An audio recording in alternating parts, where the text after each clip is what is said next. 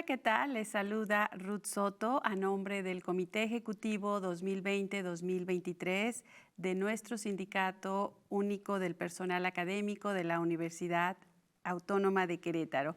Es para mí un gusto saludarlos y le agradezco que nos esté acompañando. Y en el día de hoy vamos a dar comienzo con nuestra sección Yanhu,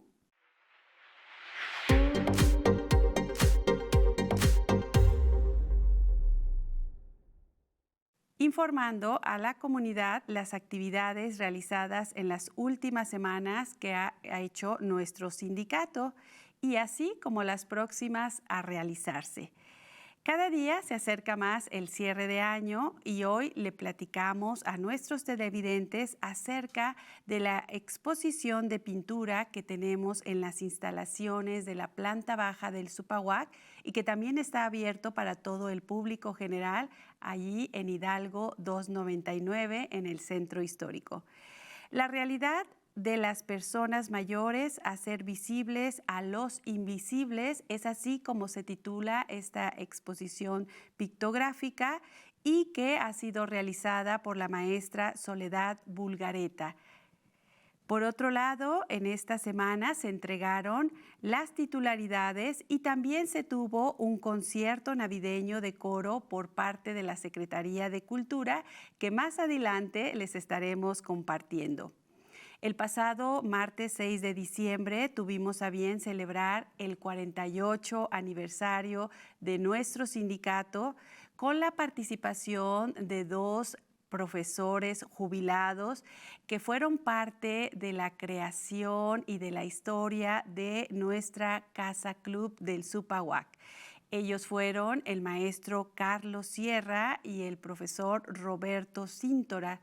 Ambos nos hablaron sobre las experiencias que tuvieron cuando fungieron como secretarios generales del Supahuac en los años 90 y que en aquel entonces fue como se creó la Casa Club, que se le llamaba la Casa Club del Maestro y después se consideró como la Casa Club del Supahuac. Por otro lado, también ya de forma oficial hemos abierto la clínica del Supahuac, que puede usted visitarla. Le recordamos que tenemos distintos servicios, principalmente para la salud física y la salud mental, y pues desde luego está abierta no solo para la comunidad sindicalizada, sino para toda la comunidad queretana aledaña a este espacio que nos encontramos a un ladito de la preparatoria o de bachilleres nortes, allá en Avenida Sombrerete 406, por si usted gusta darse una vuelta y desde luego aprovechar de los servicios que se ofrecen. Por otro lado, el día de ayer se llevó a cabo la presentación de nuestra revista Superación Académica, esta en su edición número 62 y que para quienes les interesen los artículos tanto científicos como de divulgación en los cuales son escritos por nuestra comunidad académica sindicalizada, puede visitar la página www.supahuac.org para que la conozca y para que también pueda tener acceso a ella. Pues ahora, en el programa que nos compete en esta emisión, vamos a pasar a darles a conocer una presentación muy importante llevada a cabo por el doctor Diego Bernardini, quien nos pregunta, y es algo que también quiero compartir al público televidente que nos está sintonizando en estos momentos. ¿Qué queremos ser cuando seamos grandes? Esto sin importar la edad que tengamos. Así que le dejamos con esta interesantísima conferencia que se llevó a cabo en el marco de la celebración de Jubicultura organizada por PAMIJUAC y por la Secretaría de Atención a Jubilados de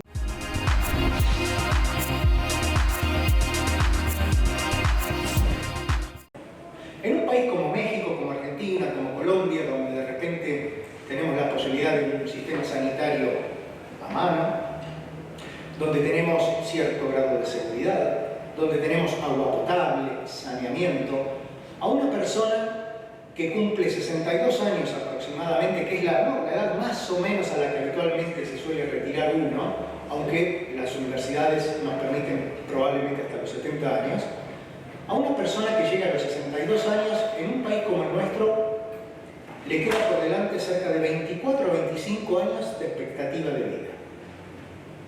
Mucho más que lo que dura la juventud, mucho más que lo que dura la adolescencia. Y el desafío, por lo tanto, se presenta en decir cómo llenamos de vida todo ese tiempo, cuando además la sociedad, ¿qué nos dice? Nos pone una etiqueta acá en la frente que dice jubilado, ¿no?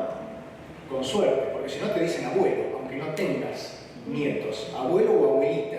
Y uno dice, ¿qué es esto, no? Cuando el abuelazgo es un rol familiar. Entonces, a mí me parece que es muy importante poder entender estas preguntas y particularmente reparar en una de ellas que, como les digo, desaparece, ¿no? Porque nos siguen preguntando, cine o teatro, mar o montaña, ¿no? ¿Qué tipo de lectura? ¿Dulce o salado? Nos siguen preguntando eso. Sin embargo, hay una pregunta que desaparece y que va de la mano de otras preguntas más. ¿Saben cuál es esa pregunta? ¿Qué te gustaría hacer cuando seas grande? Vieron que en algún momento ya dejan de preguntarnos eso. Bueno, de eso quiero que hablemos hoy. Para mí las preguntas siempre, como les digo, estuvieron presentes. Me acuerdo muy bien allí en el barrio de Congreso, en la ciudad de Buenos Aires, donde empecé a hacerme esas preguntas. Y en algún momento de mi vida esas preguntas empezaron, como digo, a cambiar de sentido. Particularmente cuando decidí transformar una vocación, que era el cuidado y la atención de las personas, en una profesión, y me hice médico. Y particularmente porque, como a mí siempre me gustó aprender, ¿de quién uno aprende? De chiquito de la familia. Y de grande yo dije, de médico, voy a seguir aprendiendo de mis pacientes, ¿no? Y ahí fue cuando empecé a hacerme determinadas preguntas, como ¿cómo se vive el transcurrir del tiempo? Porque les voy a confesar algo, me ha pasado de dar alguna charla, alguna presentación como esta, y escuchar a las señoras de la primera fila decir en voz baja, ¿y este jovencito qué nos viene a decir a nosotras sobre el tema de las personas mayores? Hoy, como tengo el pelo un poco más blanco, ya esos comentarios no están, pero en un momento de la vida me pasó que había terminado, digamos, mi formación académica con la maestría, el doctorado, médico de familia, bla, bla, bla, y tenía apenas 40 años. Y pensé, me estoy especializando en algo, en un grupo de personas a la cual yo no llegué, porque todavía no era un adulto mayor, era con suerte un adulto. Entonces, me empecé a hacer estas preguntas que yo veía en mis pacientes, ¿no? ¿Cómo se vive personalmente, por ejemplo, el transcurrir del tiempo? O, por ejemplo, ¿por qué el paso del tiempo en muchas personas es diferente para el cuerpo que para el alma? ¿Vieron cuando nos encontramos en esas reuniones, ¿no?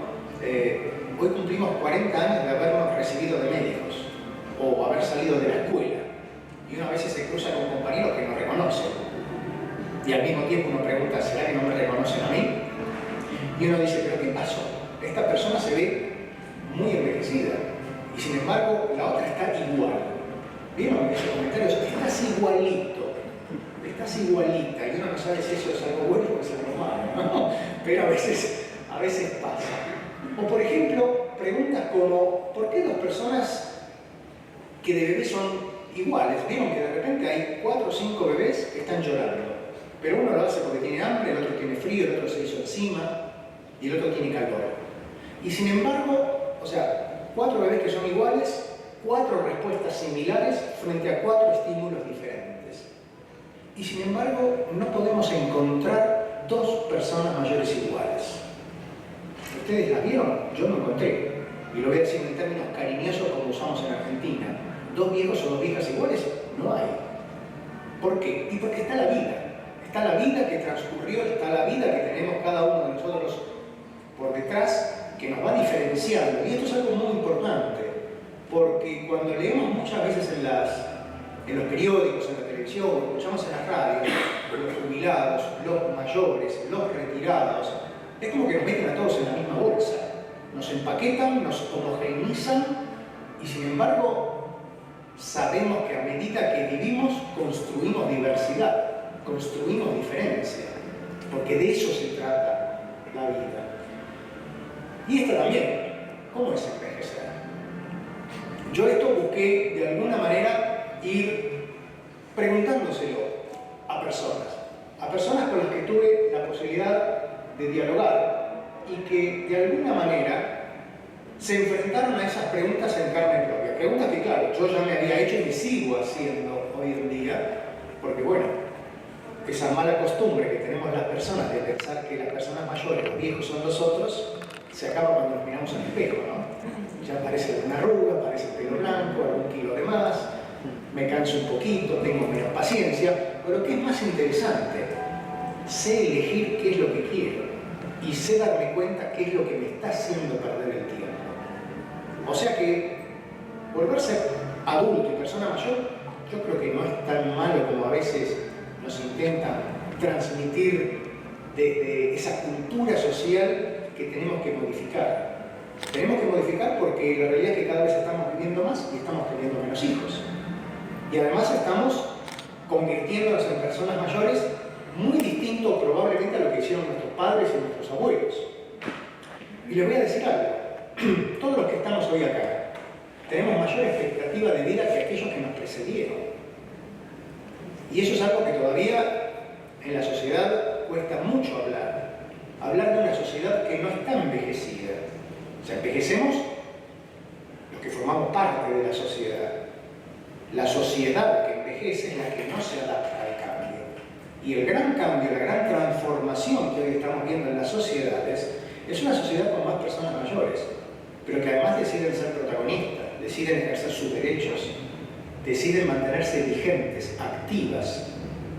Y la sociedad todavía lo que no nos está dando, y hablo como si ya fuese una persona mayor porque yo quiero cambiar esto para cuando sea realmente una persona mayor. Lo único que espero es que eso me haga creer, pero no lo sabemos. ¿De acuerdo? Entonces, yo creo que hoy tenemos una posibilidad muy interesante, que es la de moldear ese espacio que nos va a encontrar a todos juntos, que es el espacio de la nueva longevidad. Porque la longevidad existió siempre a lo largo de la historia de la humanidad. Platón, Sócrates, Aristóteles, en la antigua Grecia todos ellos eran longevos, cuando la gente apenas vivía hasta los 30 años. En el Senado romano, los senadores eran cincuentones, y ahí también la gente apenas llegaba a los 30. Cuando Miguel de Cervantes decide escribir El Quijote, se calcula que tenía más de 60 años, y el Quijote mismo se lo caracteriza como una persona de 50 años. O sea, la longevidad existió siempre en la historia de la humanidad. Lo que hoy estamos viendo es un fenómeno que es nuevo, y es tan nuevo que todavía los políticos no se dieron cuenta. Que esta longevidad se está convirtiendo en una experiencia colectiva, en un fenómeno social. Cada vez somos más los que podemos disfrutar de esas 4 generaciones. De hecho, hace un tiempo atrás me enteraba que acá en Querétaro hay una familia con 5 generaciones de mujeres. Bueno, eso antes no se daba en la historia de la humanidad. Y esto es un fenómeno muy nuevo. Esto es hablar de los últimos 30 años. Cuando yo nací en el año 67, yo tengo 55 años, aquí en México la expectativa de vida era de 57 años. Las mujeres tenían un promedio de 6 a 7 hijos. Y la población era mayoritariamente rural. 55 años después, la expectativa de vida, 78 años en Nuevo León, 2-3 años menos en la zona de Chiapas, Oaxaca. México ya está prácticamente al límite de la tasa de recambio poblacional de 2 hijos por pareja o por mujer. Y la población es mayoritariamente urbana. Fíjense qué cambio importante. Y siempre hay una brecha, ¿no? O sea, siempre la sociedad responde lentamente a estos cambios. Por eso, a mí me parece muy interesante esta pregunta que, como les decía, en algún momento de la vida desaparece. Ya no nos preguntan más. Y yo al mismo tiempo me pregunto, ¿qué significa ser grande? ¿No? Porque eso también es interesante. A mí ya hace muchos años atrás en el transporte público me dijeron, señor, baja. Y yo dije, uy, me convertí en señor. ¿Cuándo fue eso que no me di cuenta? ¿No? Por suerte todavía no me dijeron, señor, siéntese. Ahí, ese día me voy a preocupar. Pero ya en el transporte público me dijeron, señor, baja. Y yo, como seguramente muchos de ustedes, porque esto es lo que escucho, lo que escuchamos. Uno se siente como si tuviese 30 años menos, 30, 40, se cansa un poco más, el pelo más blanco, pero por dentro uno se siente joven. Y sin embargo, la sociedad de nuevo, ¡pum! Sos un jubilado, sos un abuelo, sos un retirado. Yo siempre le digo a mis estudiantes de medicina, nombre y apellido, señor y señora. Si les dicen abuelo y reciben un carterazo, bien recibido ese carterazo. Porque esa señora o ese señor no es abuelo de ustedes, ni siquiera sabemos si es abuelo. ¿De acuerdo? Entonces imagínense cuando a mí el día de mañana me lleguen a decir abuelo a alguien que no es mi hijo, que no es mi nieto, ahí va a recibir el carterazo o el carterazo. Entonces, a mí me parece que es muy interesante poder seguir haciéndonos esas preguntas y particularmente respondernos qué significa ser mayor. Esta es una pregunta que yo les puedo asegurar que no falla en las entrevistas de radio y televisión. Siempre nos preguntan, pero doctor, ¿cuándo uno se convierte en una persona mayor? Ser mayor es algo muy relativo, es algo muy flexible, ¿no? Miren, les voy a dar un dato. Vuelvo a esto.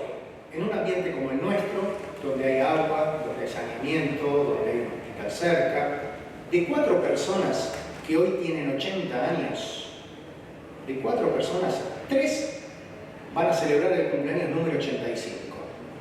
2 van a llegar a los 90 y 1 va a celebrar el cumpleaños número 95. ¿Pensaron cómo celebrar ese cumpleaños número 95?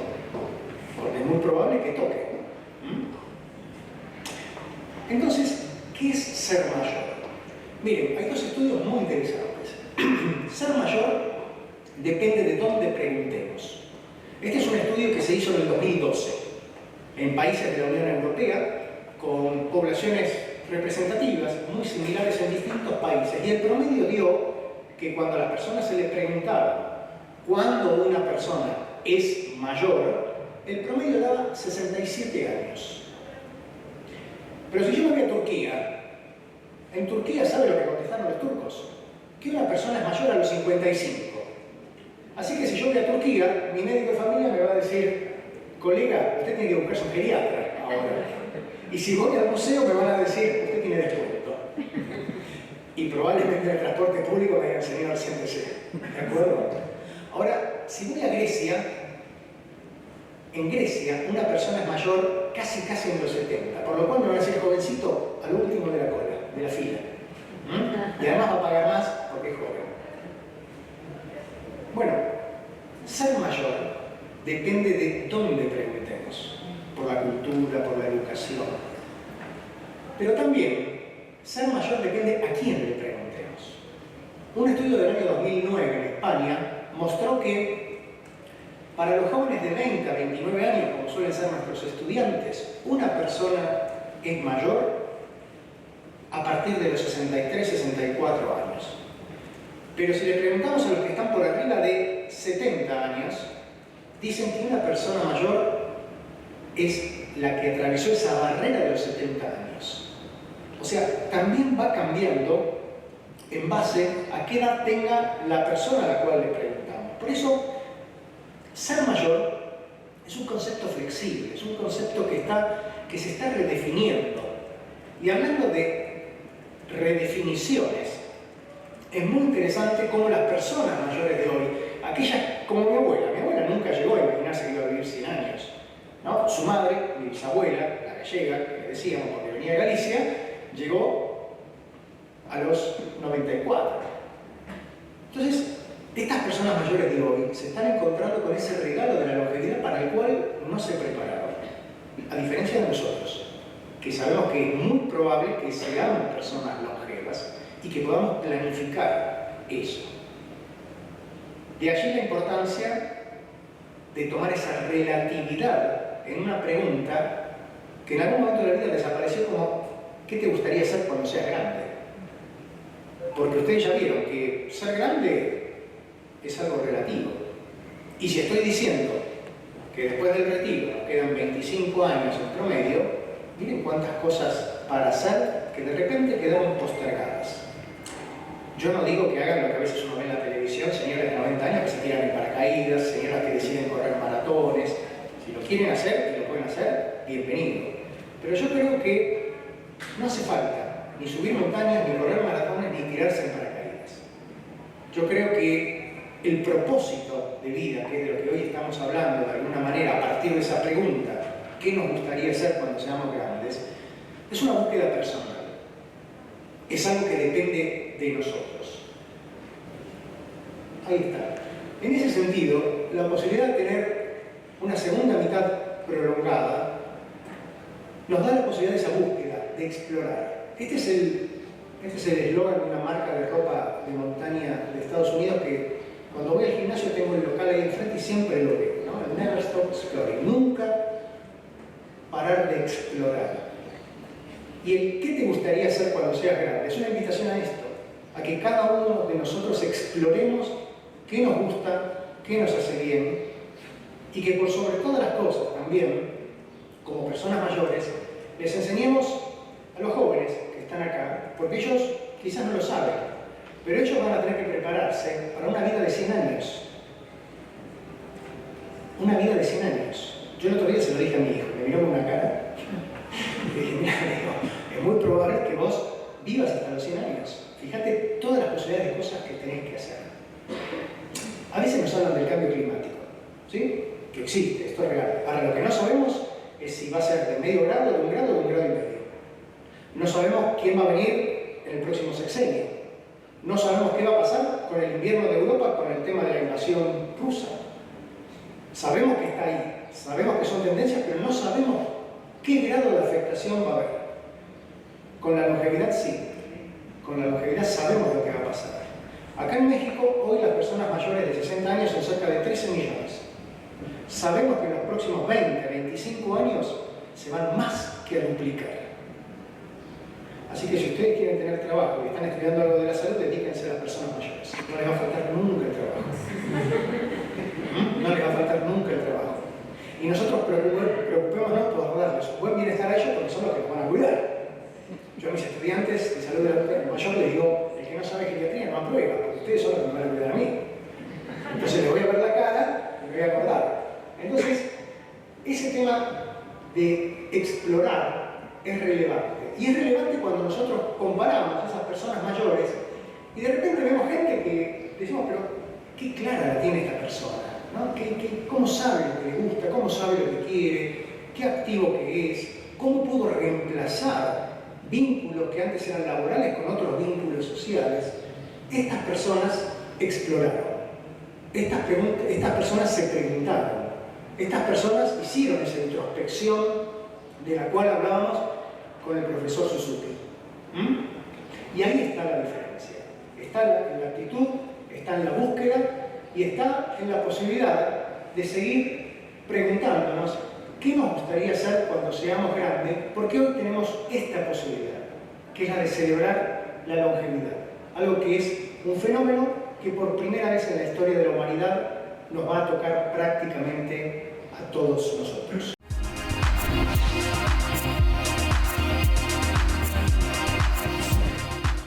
Ahí tienen las palabras que nos compartió el doctor Bernardini, quien muy puntualmente nos invita a reflexionar sobre el tiempo que le dedicamos a nuestra salud, a soñar y a siempre tener aspiraciones a futuro, aun cuando nos encontremos en una etapa más avanzada de nuestra vida. Es así como les invitamos, amables televidentes, sigamos viviendo con sueños y aspiraciones toda nuestra vida, sin importar la edad que tengamos. Así concluimos nuestra emisión del día de hoy. Les esperamos la próxima semana a través de nuestra televisora universitaria TV UAC, todos los viernes a las 5:30 de la tarde y en su retransmisión los domingos a las 14:30. También le invitamos a seguirnos a través de nuestras redes sociales. Nos encuentra como Supahuac, Huacro, y estar al pendiente de todas las convocatorias y eventos que ofrece nuestro sindicato, no solo para la comunidad del gremio, sino también para la comunidad en general. Es así también como agradezco a quienes nos apoyan en el equipo de TV WAC para la realización y producción de este programa. Me despido de ustedes con nuestro lema de siempre: somos comunidad, somos Supahuac y Supahuac sigue contigo. Hasta la próxima.